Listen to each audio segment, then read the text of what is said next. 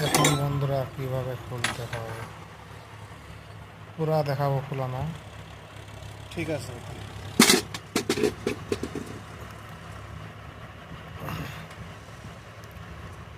দেখতে থাকুন কিভাবে খুলতে হয়, পার্ট পার্ট দেখাবো, পার্ট টু পার্ট।